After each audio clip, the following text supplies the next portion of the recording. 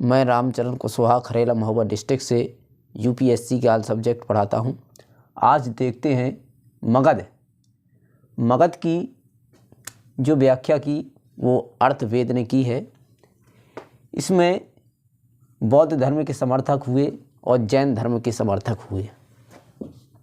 बौद्ध धर्म के समर्थक कौन हुए हैं देखिएगा, हर्यक वंश ये बौद्ध धर्म के समर्थक हुए हैं और नंद वंश जो जैन धर्म के समर्थक हुए। हर्यक वंश 544 ईसा पूर्व से 412 ईसा पूर्व तक चला। इसका पहला राजा बिंबिसार हुआ जो हर्यक वंश का संस्थापक था, जो बुद्ध के समकालीन था, बुद्ध के समय का था। जो बिंबिसार का राज्य हुआ वो 544 ईसा पूर्व से 452 ईसा पूर्व तक चला। जैन धर्म में इसे बिंबिसार को सौणिक की उपाधि दी गई।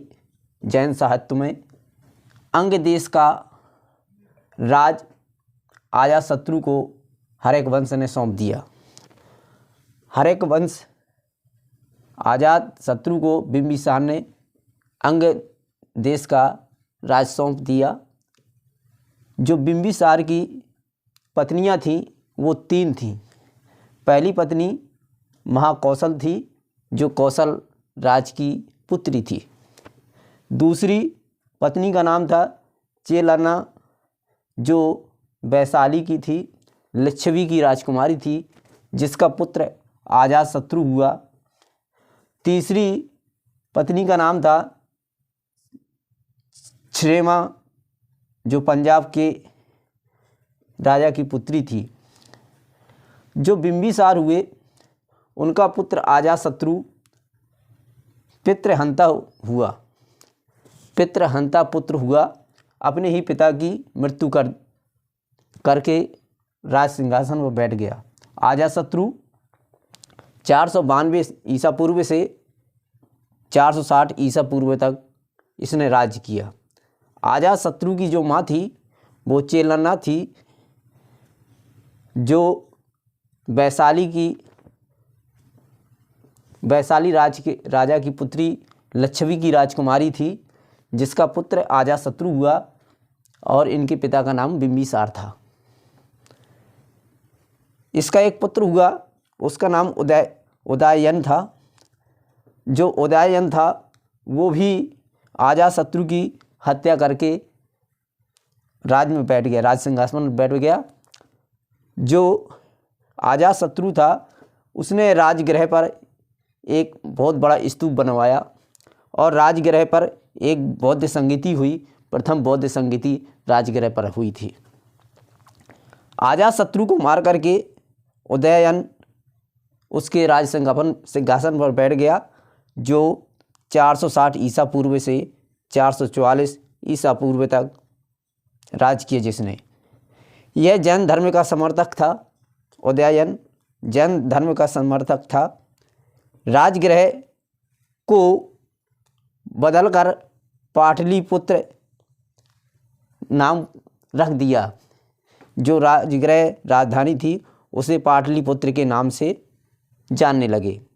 यह पटना के या पाटलिपुत्र या पटना जो गंगा और सोन नदी का संगम है। उदयन के 3 पुत्र हुए, अनिरुद्ध, मुंडक और नागदशक। नागदशक को दर्शक की उपाधि मिली गई। यह नागदशक अंतिम शासक था। नागदशक को मार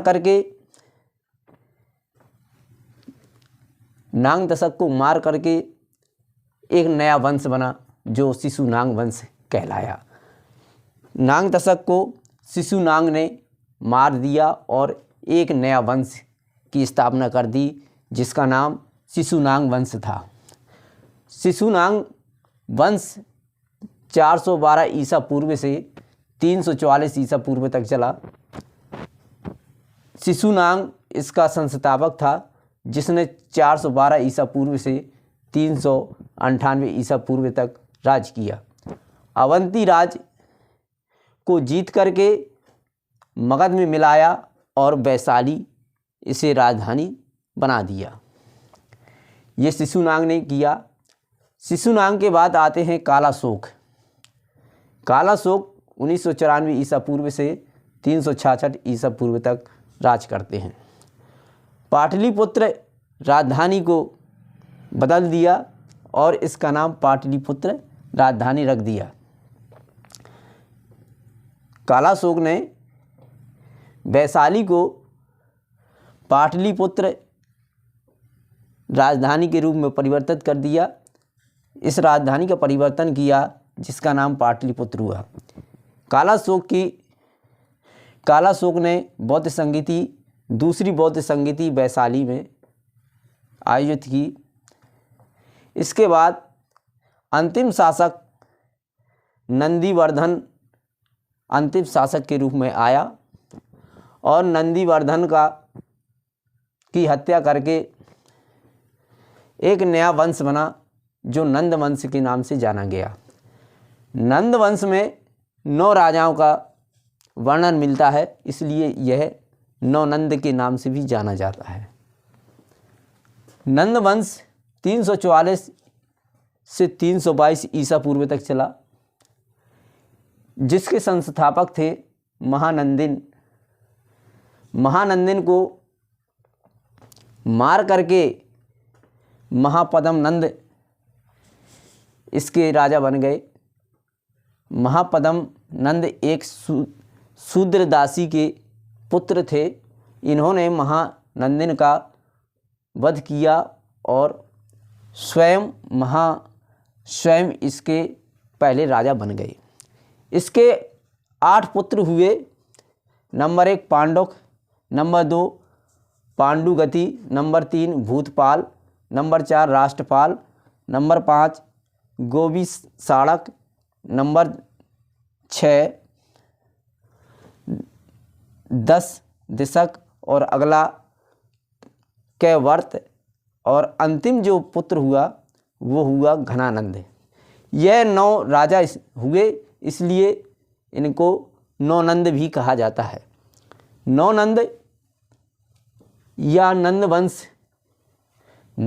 वंश में 9 नंदों का उल्लेख मिलता है, इसलिए इसे 9 नंद भी कहा जाता है। नंद वंश 344 से 322 ईसा पूर्व तक चला और घनानंद को चंद्रगुप्त मौर्य ने मारा।